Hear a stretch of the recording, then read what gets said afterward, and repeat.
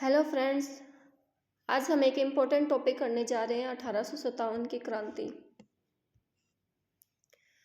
तो इसके अंदर हम सबसे पहले देखेंगे कि मराठों ने सर्वप्रथम मेवाड़ी क्षेत्र से धन कब एकत्रित किया था।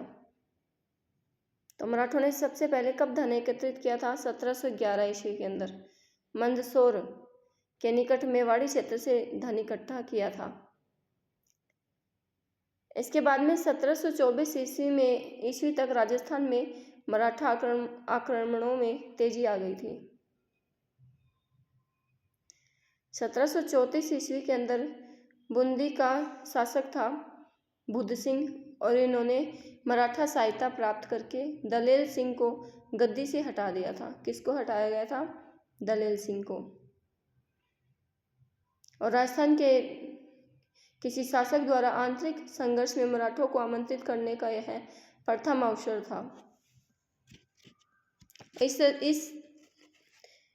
समय मराठों के बढ़ते हुए आक्रमण को रोकने के लिए राजाओं ने अंग्रेजों से संधि कर ली थी। तो अगर पूछा जाए कि अंग्रेजों से सर्वप्रथम संधि की इच्छा किस शासक ने प्रकट की थी, तो सर्वप्रथम 1776 ईस्वी के अंदर। कब? 1776 में जयपुर का महाराजा था पृथ्वी सिंह, और इन्होंने अपने गवर्नर जनरल को भेजा और अंग्रेजों से मैत्री की इच्छा प्रकट की, परंतु वह सफल नहीं हुआ था। लेकिन 1803 के अंदर अब हम देखेंगे कि 1803 में भरतपुर व अलवर के साथ अंग्रेजों ने सहायक संधि की थी। तो सर्वप्रथम सहायक संधि किसने की थी? भरतपुर व अलवर के साथ की गई थी। अंग्रेजों ने की थी भरतपुर और अलवर के साथ। कब की थी? 1803 ईस्वी में। गवर्नर जनरल लॉर्ड वेलेस्ली व उनका प्रतिनिधि कौन था? लॉर्ड लेक था। तो इसमें गवर्नर जनरल पूछ ले तो कौन था? लॉर्ड वेलेस्ली, और उसका प्रतिनिधि था लॉर्ड लेक। इस सहायक संधि के अंदर क्या क्या शर्तें रखी गई थी? तो इसके अंदर शर्तें रखी गई थी कि कंपनी रियासतों को क्या देगी? सुरक्षा देगी, विदेशी मामले देगी, और क्या देगी? रेजिडेंट पीए यानी पॉलिटिकल एजेंट देगी। इसके बदले में रियासत अंग्रेजों को क्या देगी? धन देगी, सेना के लिए जगह देगी और वकील देगी। आगे देखते हैं 1817-18 में लॉर्ड हेस्टिंग्स ने अपने प्रतिनिधि चार्ल्स मेटकॉफ से राजस्थान की देशी रियासतों से संधि करवा ली। तो 1817-18 में किसने करवाई थी? लॉर्ड हेस्टिंग्स ने। किसके द्वारा? चार्ल्स मेटकॉफ के द्वारा। डूंगरपुर, प्रतापगढ़, बांसवाड़ा से बात करने के लिए मारवाड़ का रेजिडेंट जॉर्ज मेलकम को नियुक्त किया गया था। तो मारवाड़ का रेजिडेंट किसको नियुक्त किया गया था? जॉर्ज मेलकम को। इन रेजिडेंट का सर्वोच्च अधिकारी दिल्ली में बैठता था, जिसे रेजिडेंट ऑफ राजपूताना कहते थे। क्या कहते थे? Resident of Rajputana. आगे प्रथम रेजिडेंट ऑफ राजपूताना कौन था? तो प्रथम रेजिडेंट ऑफ राजपूताना था डेविड ऑक्टलनरी। तो ये भी ध्यान में रखना कि प्रथम रेजिडेंट ऑफ राजपूताना कौन था? डेविड ऑक्टलनरी। 1832 में मुख्यालय अजमेर कर दिया तथा नाम एजीजी रख दिया गया था। 1832 में मुख्यालय कहाँ कर दिया गया था? इसका अजमेर कर दिया था, और इसका नाम चेंज करके क्या कर दिया था? एजीजी कर दिया गया था। किसका नाम चेंज कर दिया गया था? रेजिडेंट ऑफ राजपूताना का। तो क्वेश्चन यहाँ से भी बन सकता है कि इसका मुख्यालय कहाँ कर दिया गया था? तो 1832 में अजमेर कर दिया था। प्रथम एजीजी अगर पूछ ले तो प्रथम एजीजी कौन बने थे? Mister Abraham locket. कौन बने थे? Mister Abraham locket. आगे देखते हैं 1845 में एजीजी का मुख्यालय कहाँ बना था? 1845 में एजीजी का मुख्यालय बना था आबू। 1864 में रूल बना दिया गया कि 6 माह इसका मुख्यालय अबू रहेगा और 6 माह कहाँ रहेगा, अजमेर रहेगा। तो ये रूल कब बनाया गया, 1864 के अंदर। 1857 की क्रांति के समय राजस्थान का एजीजी कौन था, तो इस समय था जॉर्ज पैट्रिक लॉरेंस। तो अगर क्वेश्चन आ जाए एग्जाम के अंदर कि 1857 की क्रांति के समय राजस्थान का एजीजी था, तो कौन था, जॉर्ज पैट्रिक लॉरेंस। इससे पहले यह मेवाड़ का क्या था, पीए यानी पॉलिटिकल एजेंट था। अब 1857 की क्रांति के समय कुछ पॉलिटिकल एजेंट थे। सबसे पहले देखते हैं आबू का पीए कौन था, अलेक्जेंडर। सिरोही का कौन था, सिरोही का था जेडी हॉल। मेवाड़ का मेजर सावर्स, मारवाड़ का मेकमोशन, कोटा का बर्टन, जयपुर का विलियम ईडन और भरतपुर का कौन था, मॉरिसन। तो पॉलिटिकल एजेंट एग्जाम में पूछे जाते हैं, इसको ध्यान में रखना, इम्पोर्टेंट क्वेश्चन बनता है यहाँ से। आगे हम देखते हैं कि 1857 की क्रांति के समय कुल सैनिक छावनियाँ कितनी थी, तो कुल सैनिक छावनियाँ थी 6। कौन कौन सी थी, नसीराबाद, नीमच, खैरवाड़ा, ब्यावर, देवली और एरिनपुरा। नसीराबाद कहाँ थी, अजमेर के अंदर। और नीमच कहाँ थी, एमपी के अंदर। खैरवाड़ा उदयपुर में, ब्यावर कहाँ थी, अजमेर के अंदर, देवली टोंक में और एरिनपुरा कहाँ थी, तो एरिनपुरा थी पाली के अंदर। इस समय अगर पूछ ले कि किसी भी छावनी में अगर पूछे जाए कि छावनी के अंदर अंग्रेज सैनिक कितने थे, तो यहाँ अंग्रेज अधिकारी सिर्फ 30 थे। कितने अधिकारी थे अंग्रेज, 30 थे। सबसे पहले हम देखते हैं अब नसीराबाद अजमेर के अंदर। इसके अंदर कौन से सैनिक थे, तो 15वीं बंगाल नेटिव इन्फेंट्री। कौन से थे, 15वीं बंगाल नेटिव इन्फेंट्री के थे। नीमच के अंदर हम देखें तो मेवाड़ राजपूताना रेजिडेंट थी। विद्रोह करने वाले कौन थे, मेवाड़ राजपूताना रेजिडेंट। खैरवाड़ा में मेवाड़ भीलकोर, जिसकी स्थापना 1841 में हुई थी। ब्यावर के अंदर मेरवाड़ा बटालियन या मेर बटालियन। देवली के अंदर कोटा कंटिलजेंट और पाली के अंदर जोधपुर लीजियन। क्वेश्चन आ जाए कि ऐसी कौन सी 2 सैनिक छावनियाँ थी जहाँ विद्रोह नहीं हुआ, तो वो थी खैरवाड़ा और ब्यावर, जहाँ विद्रोह नहीं हुआ। सबसे पहले हम देखते हैं नसीराबाद का विद्रोह। राजस्थान में क्रांति की शुरुआत कहाँ से हुई थी, तो सर्वप्रथम क्रांति की शुरुआत हुई थी राजस्थान में नसीराबाद के अंदर। कब हुई थी, 28 मई 1857 को। राजस्थान के एजीजी को क्रांति के शुरू होने की सूचना माउंट आबू में 19 मई 1857 को मिली थी। कब मिल गई थी, 19 मई 1857 को मिल गई थी। उस समय राजस्थान के जो एजीजी थे वो कहाँ थे, माउंट आबू गए हुए थे और उनको वहीं पर क्रांति की सूचना मिलती है। एजीजी ने अजमेर व नसीराबाद में गश्त लगाने का कार्य 15वीं नेटिव इन्फेंट्री से छीनकर बम्बई लांसर्स व मेरवाड़ा बटालियन को दे दिया था। किसको दे दिया था, बम्बई लांसर्स और मेरवाड़ा बटालियन को दे दिया था। दूसरा कारण यह भी माना जाता है कि जो 15वीं बंगाल नेटिव इन्फेंट्री की जो टुकड़ी थी वो अजमेर शस्त्रागार की रक्षा कर रही थी इस टाइम पर, और संदेह के कारण उन्हें वहां से नसीराबाद भेज दिया गया था। इससे अंग्रेजों के मन में धारणा बन गई थी कि उन पर अविश्वास किया जा रहा है, अतः वे ब्रिटिश अधिकारियों से नाराज हो गए थे। एक अन्य कारण माना जाता है कि इन दिनों बाजारों और छावनियों में बंगाल और दिल्ली के संदेशवाहक साधु और फकीरों के वेश में राजस्थान आए थे और उन्होंने चर्बी वाले कारतूसों के विचार के विरुद्ध प्रचार कर विद्रोह का संदेश प्रचारित कर दिया था।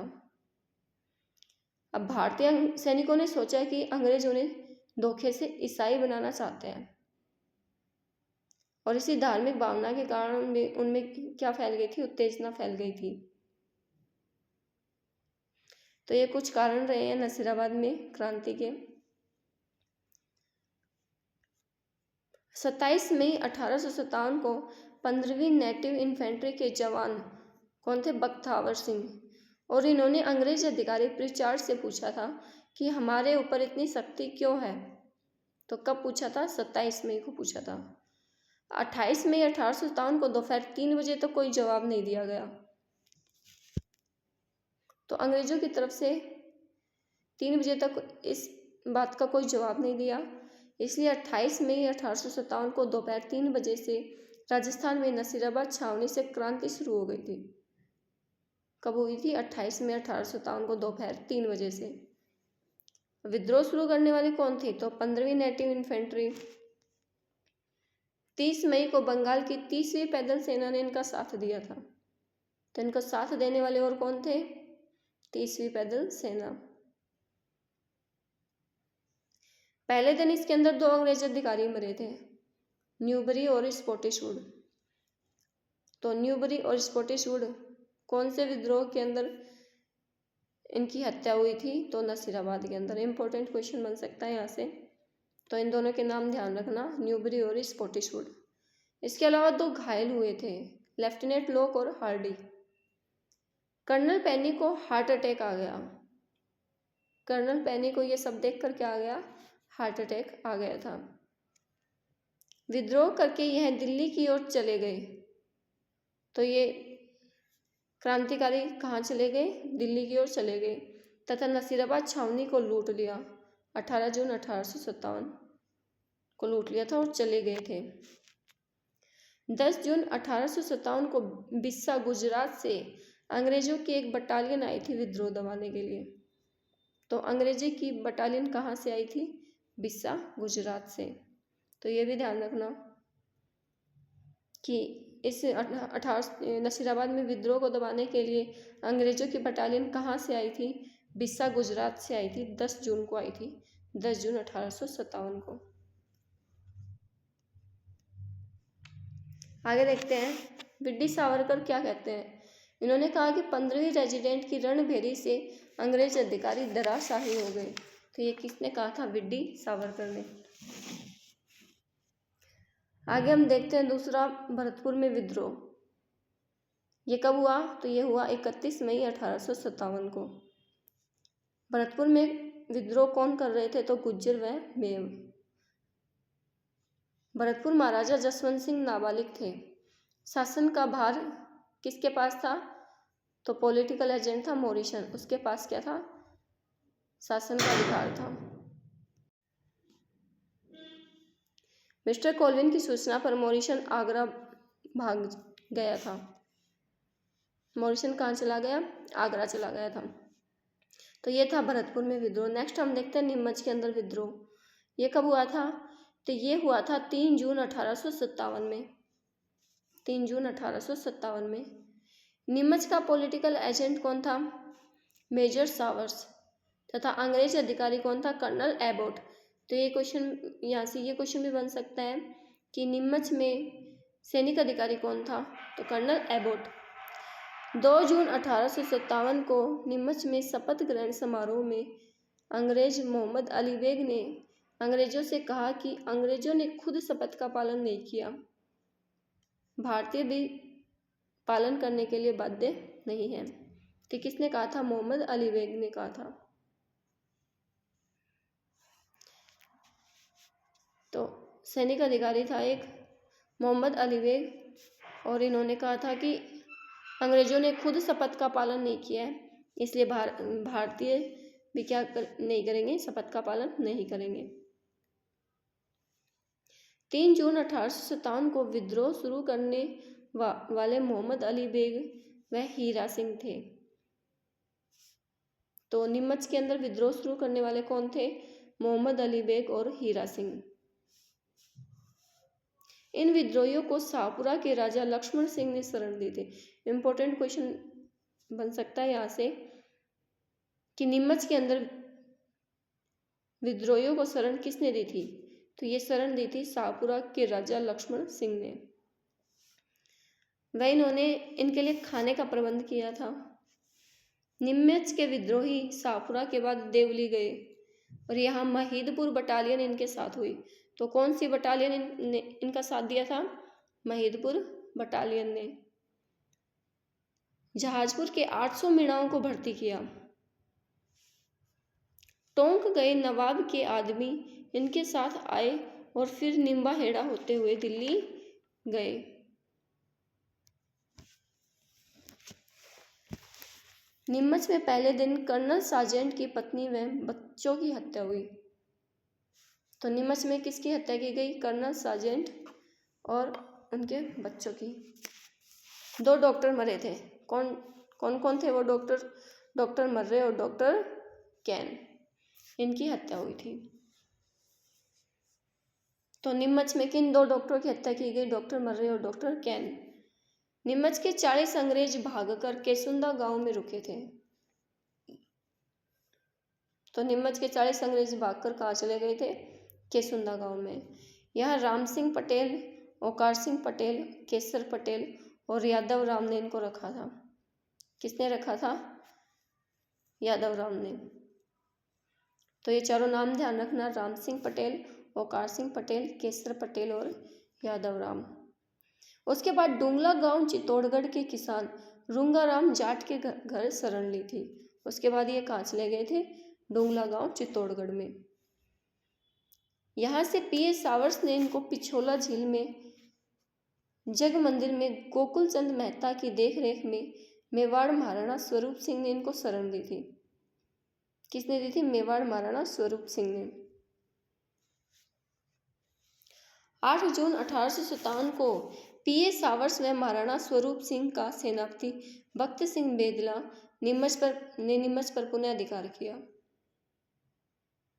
इनका सेनापति था भक्त सिंह बेदला और इन्होंने नीमच पर पुनः अधिकार कर लिया था। कब?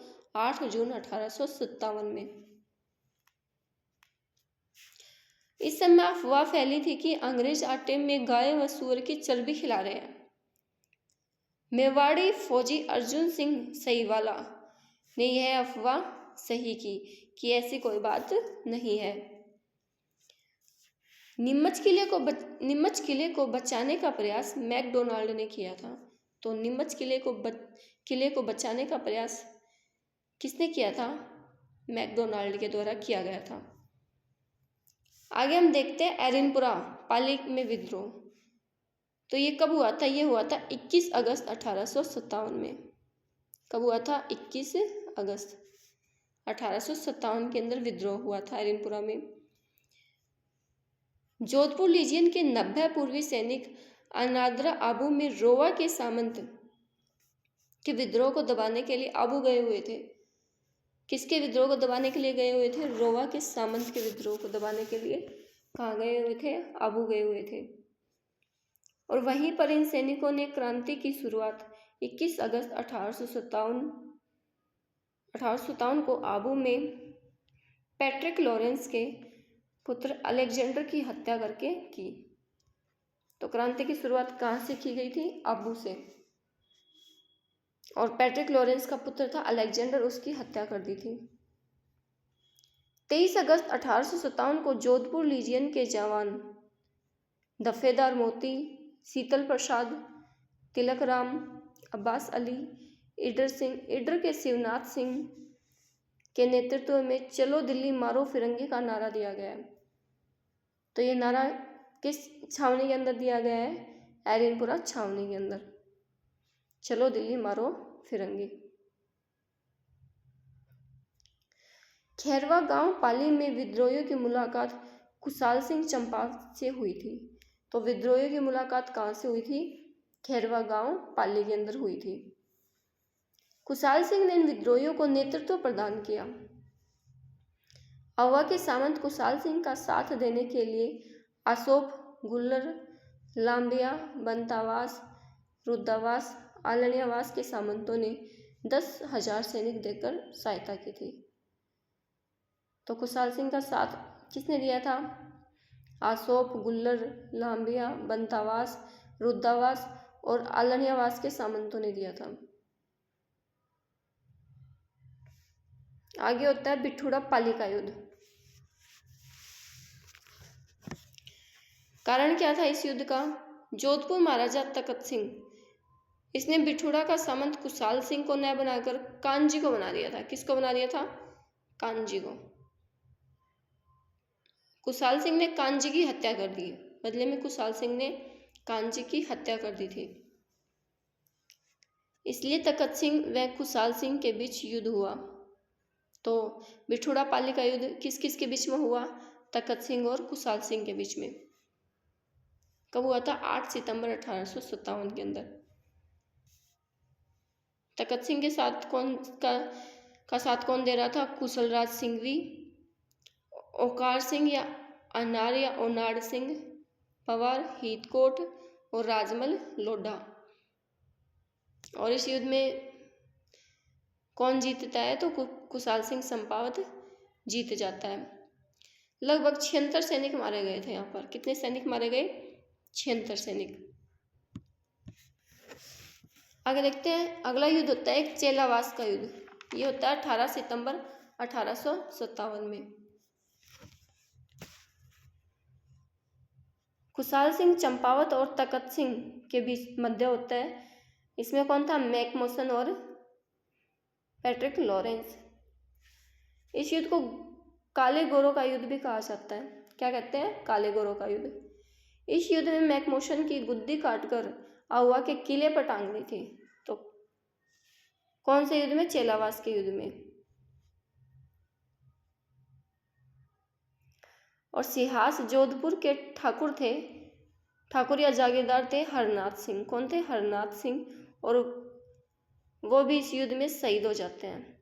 कौन से युद्ध में? चेलावास के युद्ध के अंदर। तो ये भी ध्यान रखना, सिहास जोधपुर का ठाकुर था हरनाथ सिंह, ये शहीद हो जाते हैं।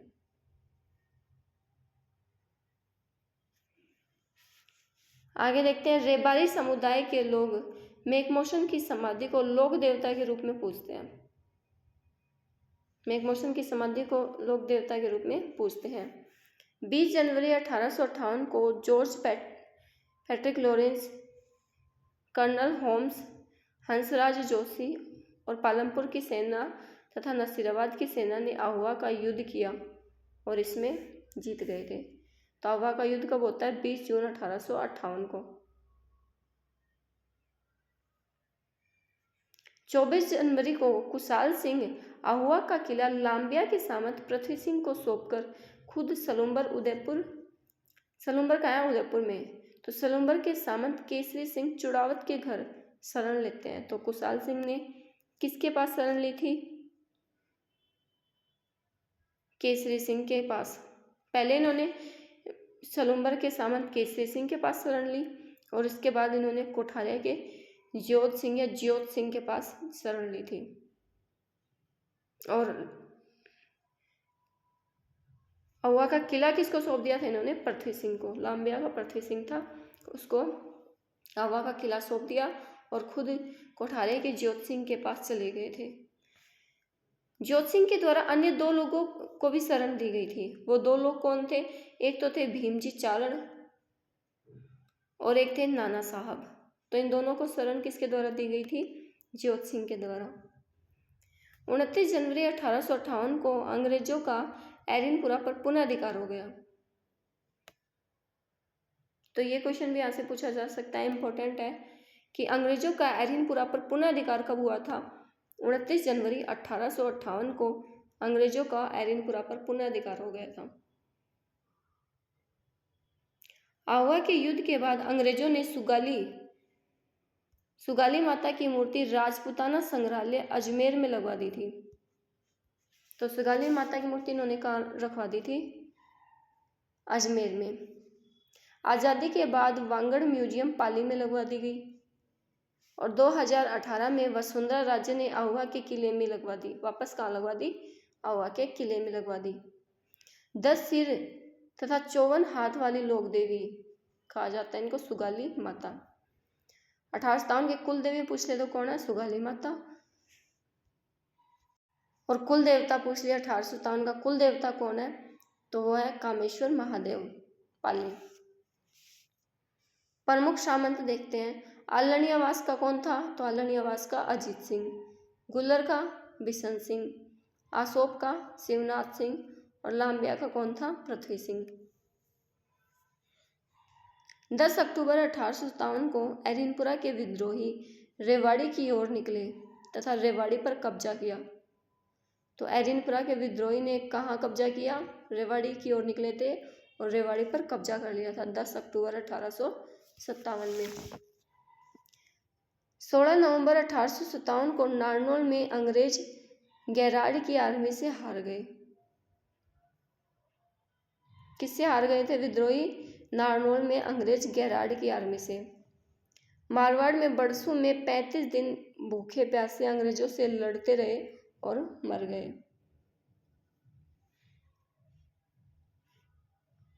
और बड़लू का युद्ध कब होता है?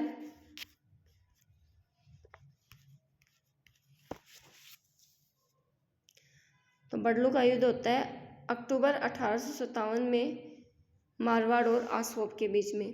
मारवाड़ और आसोप के कौन थे? शिवनाथ सिंह। 8 अगस्त 1860 को नीमच में कुशाल सिंह ने अंग्रेजों के सामने आत्मसमर्पण कर दिया। कुशाल सिंह ने आत्मसमर्पण कब किया? 8 अगस्त 1860 में। इन पर लगे आरोपों की जांच के लिए मेजर टेलर आयोग का गठन हुआ था। किसका गठन हुआ? मेजर टेलर आयोग का। 10 नवंबर 1860 को कुशाल सिंह आरोपों से बरी हो गए और 1864 में उदयपुर में कुशाल सिंह मर गया था। कहाँ मरे थे? उदयपुर के अंदर। अंग्रेजों ने कुशाल के बेटे देवी सिंह को किला सौंप दिया। तो अंग्रेजों ने किसको किला सौंपा? देवी सिंह को। गिरवरदार ने कहा कि आहुआ का संघर्ष है वह भारत की आज़ादी का संघर्ष है। ये किसने कहा था? गिरवरदार ने। आगे आता है कोटा में विद्रोह। कोटा में विद्रोह होता है 15 अक्टूबर 1857 में। धनतेरस के दिन होता है और इस विद्रोह को जन विद्रोह भी कहा जाता है।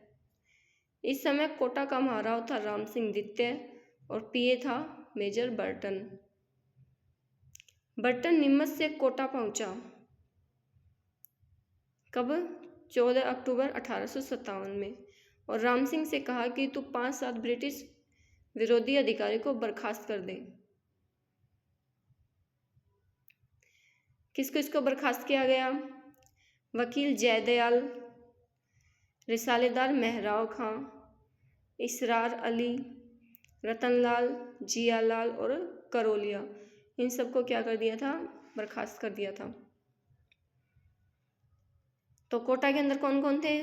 जयदयाल, मेहराव खां, इसरार अली, रतनलाल, जियालाल और करोलिया। इन सब ने 15 अक्टूबर को क्रांति की शुरुआत कर दी थी। उग्र भीड़ ने पीए बर्टन, उसके 2 लड़के थे फ्रैंक और ऑर्थर, और 2 छावनी डॉक्टर थे, डॉक्टर सैंडलर और डॉक्टर सिटिम कोटम। इनके समेत 5 आदमी की हत्या कर दी गई थी। फ्रैंक, ऑर्थर और डॉक्टर सैंडलर और कोटम। इस उग्र भीड़ का साथ कौन दे रहा था? तो इस समय इनका साथ दे रही थी नारायणी पलटन व भवानी पलटन। तो इनके विद्रोहियों ने इनका साथ दिया था। राम सिंह द्वितीय को इन क्रांतिकारियों ने घर के अंदर बंद कर दिया था। तो करौली के राजा मदन पाल ने सैनिक सहायता भेजकर राम सिंह को मुक्त करवाया था। तो कोटा के महाराव को मुक्त कराने वाले कौन थे? करौली के राजा मदन पाल। कोटा के मथुरादास मंदिर के महंत कन्हैयालाल गुसाई ने महाराव राम सिंह द्वितीय व विद्रोहियों के बीच समझौता करवाया। किसने करवाया? महंत कन्हैयालाल गुसाई ने, जिसमें राम सिंह द्वितीय ने विद्रोहियों की 9 शर्तें मानी थी। कितनी शर्तें मानी गई? 9 शर्तें। बर्टन का शव कोटा में घुमाया गया। राम सिंह द्वितीय के सैनिक देवीलाल उग्र भीड़ को समझाने गया, परंतु देवीलाल को मार दिया गया।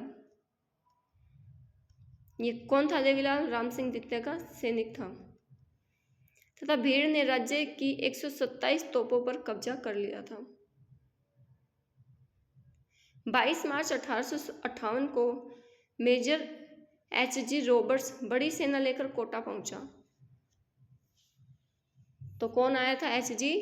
रॉबर्ट्स आया था 22 मार्च 1858 में। करौली के मदन पाल की सेना भी इनके साथ थी। और इनका साथ कौन दे रही थी? H.G. रॉबर्ट्स का। करौली का जो मदन पाल था उनकी सेना भी इनका साथ दे रही थी। 30 मार्च 1858 या 31 मार्च 1858 को रॉबर्ट्स की सेना ने पुनः कोटा पर अधिकार कर लिया। तो रॉबर्ट्स की सेना ने कोटा पर अधिकार कब किया? 30 या 31 मार्च 1858 में। जयदयाल व मेहराव खां को फांसी हुई। राम सिंह की सुरक्षा लापरवाही के कारण तोपों की सलामी 17 से घटाकर 13 कर दी गई थी। कितनी कर दी? 13 कर दी गई थी। तथा करौली के मदन पाल को 17 तोपों की सलामी दी गई थी। कोटा के विद्रोहियों को शरण भंवरगढ़ कोटा के व्यापारियों ने दी, इसलिए अंग्रेजों ने प्रत्येक व्यापारी पर 51 रुपये टैक्स लगा दिया था। तो कोटा के विद्रोहियों को शरण किसने दी थी? भंवरगढ़ कोटा के व्यापारियों ने। जयदयाल के भाई हरदयाल व मेहराव के भाई करीम खां को मार दिया गया। जयदयाल का भाई कौन था? हरदयाल। और मेहराव के भाई कौन थे? करीम खां। इनको मार दिया। सूर्यमल मिशन ने क्या कहा? ये लोग देशपति ठाकुर हैं जो सभी हिमालय से गले हुए निकले, अर्थात निकम्मे सिद्ध हुए। ये किसने कहा था? सूर्यमल मिशन ने। आगे आता है भरतपुर में विद्रोह। कब हुआ? 27 अक्टूबर 1857 में। धौलपुर का राजा था भगवंत सिंह। यहाँ देवा गुज्जर व भवानी शंकर के नेतृत्व में धौलपुर में विद्रोह हुआ। तो धौलपुर में विद्रोह करने वाले कौन कौन थे? देवा गुज्जर और भवानी शंकर। इनका साथ ग्वालियर व इंदौर के क्रांतिकारियों ने राव रामचंद्र व हीरालाल के नेतृत्व में दिया। तो राव रामचंद्र और हीरालाल। पटियाला नरेश ने भगवंत सिंह को मुक्त कराया और विद्रोह दबाया। राजस्थान की एकमात्र ऐसी जगह जहां विद्रोह बाहर के क्रांतिकारियों ने किया था। तो धौलपुर में किसने किया था? बाहर के क्रांतिकारियों ने। कहाँ के थे ये? ग्वालियर और इंदौर के। तथा विद्रोह को दबाने वाले सैनिक भी कहाँ के थे? बाहर के। ये पटियाला के थे। तो विद्रोह को करने वाले ग्वालियर और इंदौर के तथा विद्रोह को दबाने वाले पटियाला के। कौन थे ग्वालियर और इंदौर के? एक तो था रामचंद्र और हीरा सिंह। आगे हम पढ़ते हैं जयपुर में विद्रोह। पीए विलियम इडन के कहने पर जयपुर महाराजा सवाई राम सिंह या राम सिंह द्वितीय ने 3 विद्रोहियों के खिलाफ कार्रवाई की। किन किन के खिलाफ की? सादुल्ला खां, विलायत खां और उस्मान खां। राम सिंह द्वितीय के मंत्री सिर सिंह ने राजा को विद्रोह करने के लिए कहा, परंतु राजा ने विद्रोह नहीं किया।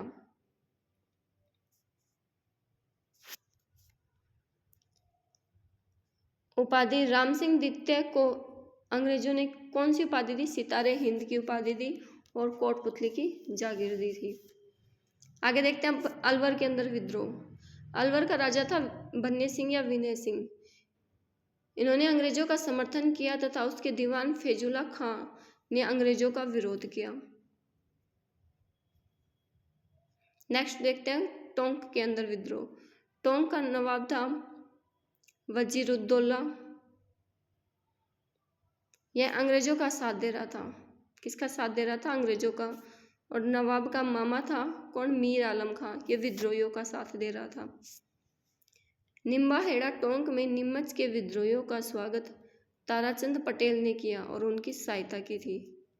तो नीमच के विद्रोहियों का स्वागत किसने किया था? ताराचंद पटेल ने। निम्बाहेड़ा टोंक में। उनका अंग्रेज जैक्सन पीछा कर रहा था। ताराचंद पटेल ने इसको रोका और पटेल क्या हो गए, वीरगति को प्राप्त हो गए। मंदसौर के फिरोज खां, इसके विद्रोही भी निम्बाहेड़ा आए। निम्बाहेड़ा के अहमद यार ने फिरोज के विद्रोहियों को बुलाने के लिए समझौता किया और निम्बाहेड़ा में विद्रोह करवाया। मोहम्मद मुजीब के नाटक आजमाइश में यह कहा गया कि टोंक में महिलाओं ने भी भाग लिया है। किसमें कहा गया है? मोहम्मद मुजीब का नाटक था आजमाइश, उसके अंदर कहा गया कि टोंक में महिलाओं के द्वारा भी भाग लिया गया था। नेक्स्ट देखते हैं प्रतापगढ़ में विद्रोह। प्रतापगढ़ का राजा कौन था? दलपत सिंह। कौन था प्रतापगढ़ का? दलपत सिंह। अंग्रेज समर्थक थे ये और इन्होंने अपनी सेना नीमच भेजी तथा अपने राज्य के विद्रोहियों को नहीं गुजरने दिया।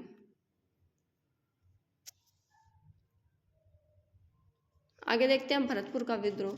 तो भरतपुर का राजा कौन था? जसवंत सिंह।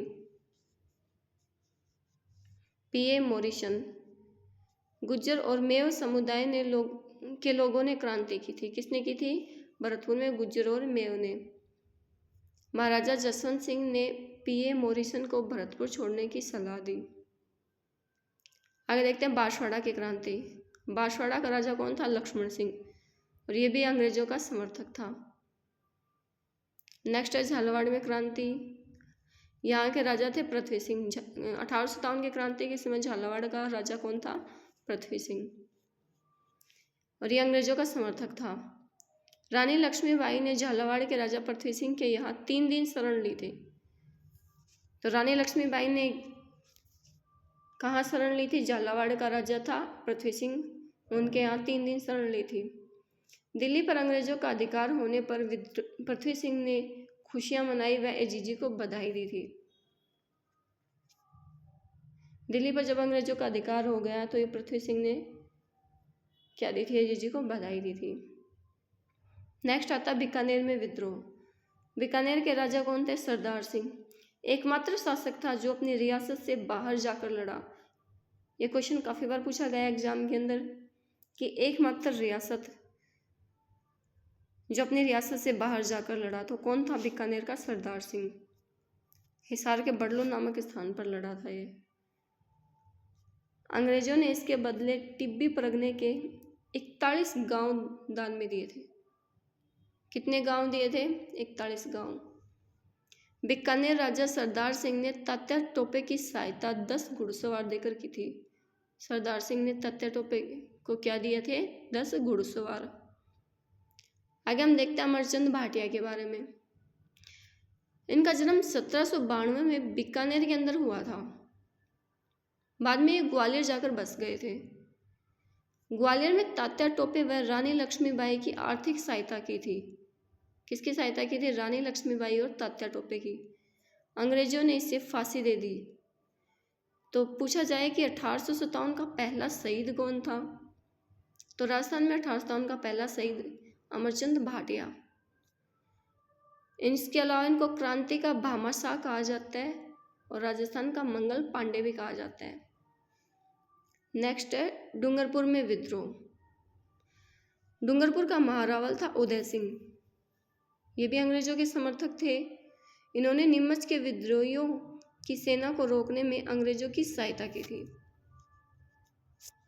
किसकी सहायता की थी? अंग्रेजों की सहायता की थी। अब हम आगे पढ़ेंगे तात्या टोपे के बारे में। तात्या टोपे का वास्तविक नाम रामचंद्र, इनके पिताजी का नाम पांडुरंग भाटी, मम्मी रुक्मा देवी, और गांव येवला गांव अहमदनगर महाराष्ट्र में। पेशवा नाना साहब का सेनापति था। तात्या टोपे राजस्थान में 2 चरणों में आया था। सबसे पहले देखते हैं प्रथम चरण। तात्या टोपे को नाथद्वारा में गिरधर तिलायक जी ने श्रीनाथ जी के मंदिर के दर्शन करवाए थे।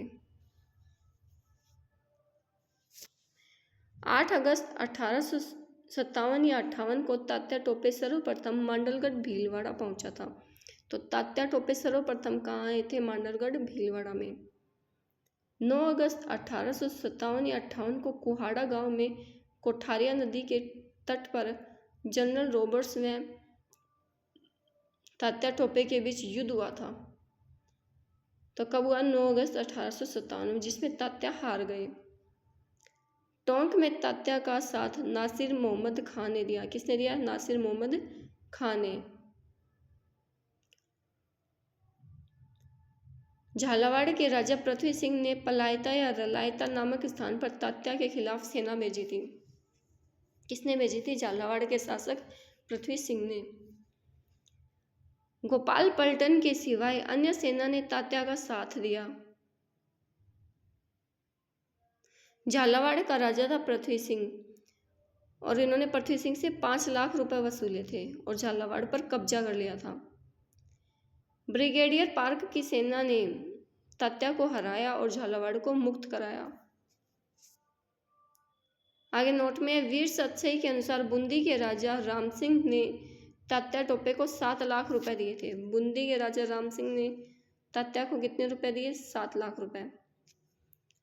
तो ये था प्रथम चरण। अब देखते हैं द्वितीय चरण। 11 दिसंबर 1857 या 58 को बांसवाड़ा के मारावड़ लक्ष्मण सिंह को पराजित करके बांसवाड़ा पर अधिकार कर लेता है। इस बार ये कहाँ अधिकार कर लेते हैं? बांसवाड़ा पर। अंग्रेज लिनमाउथ में रॉबर्ट रॉक ने तात्या टोपे को बांसवाड़ा से भगाया।